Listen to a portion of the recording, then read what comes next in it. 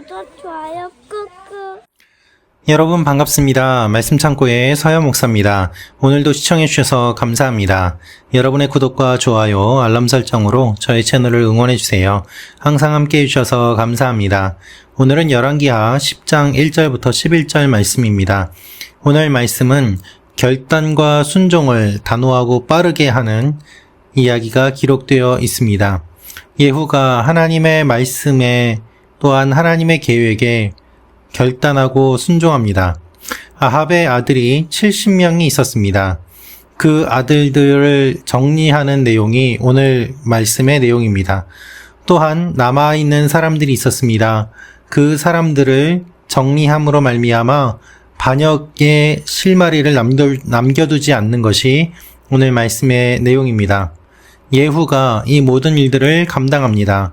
예후를 통하여서 아합 집안이 멸망당하고 결국 하나님의 말씀이 이루어지는 것이 오늘 말씀의 내용입니다. 오늘 이 말씀을 통하여서 우리에게 주시는 하나님의 마음을 함께 묵상해 보기 원합니다. 1절부터 말씀입니다. 아합에게는 사마리아에 70명의 아들이 있었습니다. 그래서 예후는 편지를 써서 사마리아의 이스라엘 관리들과 장로들과 아합의 아들들을 교육하던 사람들에게 보냈습니다.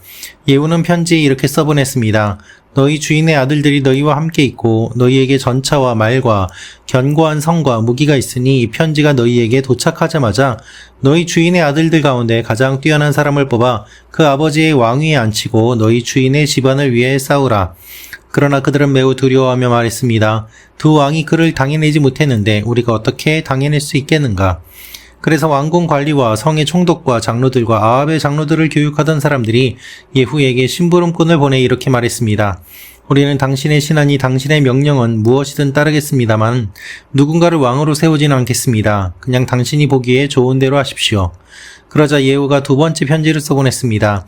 너희가 만약 내 편이 돼 내 말을 듣겠다면 너희 주인의 아들들의 머리를 가지고 내일 이맘때까지 이스라엘에 있는 내게로 오라.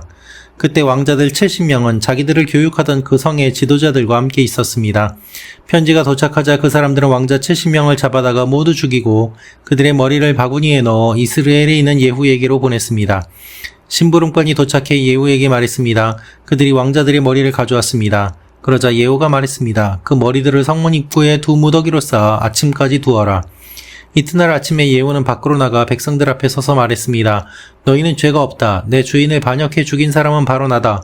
그러나 누가 이 모든 사람을 죽였느냐? 여호와께서 아합의 집을 향해 하신 말씀 가운데 어느 것 하나도 땅에 떨어지지 않았다는 것을 알아야 한다. 여호와께서는 그 종 엘리야를 통해 말씀하신 것을 이루신 것이다. 그러고 나서 예후는 아합의 집안 가운데 이스라엘에 살아남은 사람들을 모두 죽였습니다. 또 아합의 고관들과 가까운 친구들과 제사장들을 다 죽여 그 집안에 살아남은 사람이 아무도 없게 했습니다. 여러분, 오늘 말씀을 보면 예후가 아합 가문의 일족을 처단하는 내용이 기록되어 있습니다. 아합의 아들이 70명이나 있었습니다. 이렇게 많은 아들들이 사마리아에 모여 있었고 이들 중에 한 사람이라도 남게 된다면 나중에 후환이 생길 수도 있는 상황이었습니다. 그 가운데 어떤 일이 일어났을까요? 이스라엘의 지도자들이 예후에게 충성을 맹세합니다.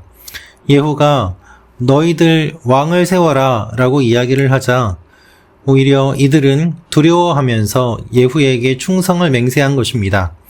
예후는 어떻게 보면 이것을 내다보고 배짱 좋게 왕을 세우라고 이야기를 했던 것이죠. 이것을 통하여서 자신의 손에 직접 피를 묻히지 않고 지도자들을 통하여서 이 아들들을 다 정리할 수 있게 되었던 것입니다. 이스라엘의 지도자들이 아합의 아들들을 죽입니다. 그리고 이 모든 일들이 결국 하나님께서 하셨음을 선포하는 것이 예후의 모습이었던 것입니다. 1절부터 내용을 조금 더 자세히 살펴보면 1절에 이렇게 기록되어 있습니다. 사마리아에 70명의 아들이 있었습니다. 그래서 예후가 편지를 썼죠. 오늘 보면 예후가 편지를 두 번 쓰는 것이 기록되어 있습니다. 첫 번째 편지의 내용은 다음과 같습니다. 너희 주인의 아들들이 너희와 같이 있다. 너희에게는 전차도 있고 말도 있고 견고한 성도 있고 무기도 있다. 그러니까 그 남아있는 아들들 가운데 왕을 삼아서 왕위에 앉히고 너희 주인의 집안을 위해서 싸워라. 이렇게 이야기를 한 이유는 무엇인가 하면 어떻게 보면 정말 이렇게 하라는 것이 아니라 너희가 그렇게 해도 내가 너희를 이길 수 있다라는 의미로 이와 같이 자신 있게 선포한 것이죠. 그러니까 이 편지를 받고 사람들은 두려워합니다. 두 왕이 당해내지 못했는데 우리가 어떻게 당해내겠는가? 그러면 어떻게 할 것인가? 라고 당황해하고 있는 이들에게 예후는 다시 한번 편지를 보내죠. 예후가 두 번째 편지를 보내는데 너희가 만약 내 편이 돼 내 말을 듣겠다면 아들들의 머리를 가지고 오너라 라고 말을 합니다. 그것도 내일 이맘때까지라고 시간을 정해주죠. 지금 보면 이 모든 일들이 빨리 진행되는 것을 알 수 있습니다. 급하게 진행됩니다. 그래서 70명이 같이 있었을 때에 편지가 도착하자 사람들이 바로 죽이고 예후에게로 그 머리를 가져오는 것이 오늘 말씀의 내용이었습니다. 바로 이튿날 아침에 백성들 앞에서 예후가 서서 이야기를 합니다. 이 모든 일들이 왜 일어났는지를 설명하는 것이죠. 내가 잔인한 것이 아니다. 이 모든 것은 하나님께서 하신 일이다. 하나님이 아합을 심판하신 것이다.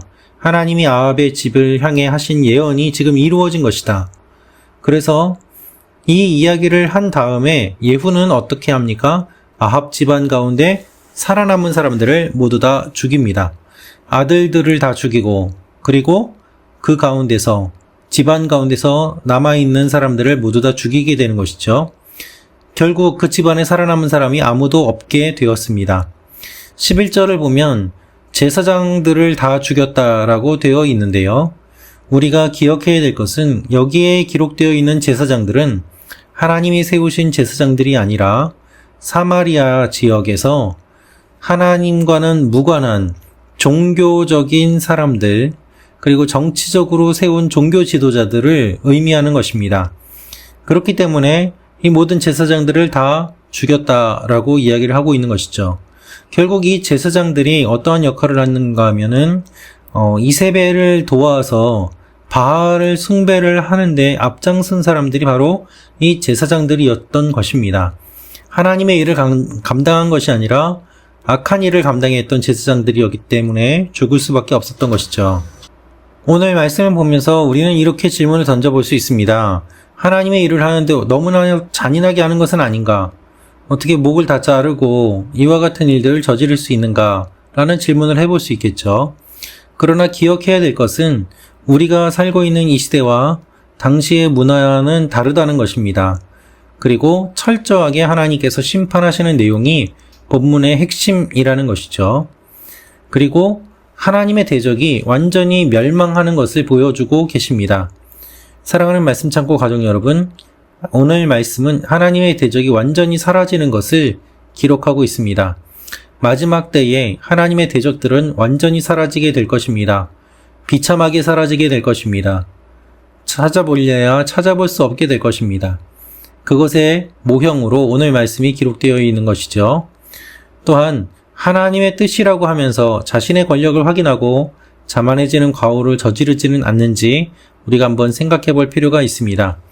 예후가 이렇게 사람들을 죽이고 또한 죽이는 이유를 하나님께서 하신 예언이 이루어지는 것이다 라고 이야기를 하고 있는데, 이렇게 하나님이 맡겨주신 일들을 감당하면서 자칫하면 자신의 분수를 모르고 선을 넘고 권력에 취해서 자신이 하는 모든 일이 다 정당하다고 생각하고 하나님이 허락하신 법률을 뛰어넘는 죄를 짓는 일들이 일어나기도 합니다. 우리는 그것을 주의해야만 합니다. 하나님께서 심판하라고 하셨지만 그 심판 역시 하나님의 권력으로 하는 것이기 때문에 자신이 심판하는 것이 아님을 기억하고 겸손하고 또한 하나님 앞에 무릎 꿇으며 두렵고 떨림으로 이 모든 일들을 감당해야 하는 것입니다. 교회의 지도자들 역시 마찬가지입니다. 나라의 지도자들 역시 마찬가지입니다. 하나님이 주신 권력을 소중하게 여기며 그것을 바르게 행사할 때 아름다운 열매를 맺게 되는 것입니다.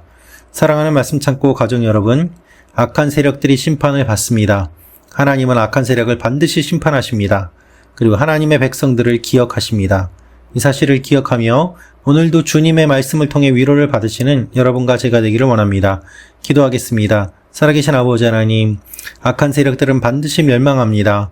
철저히 멸망됩니다.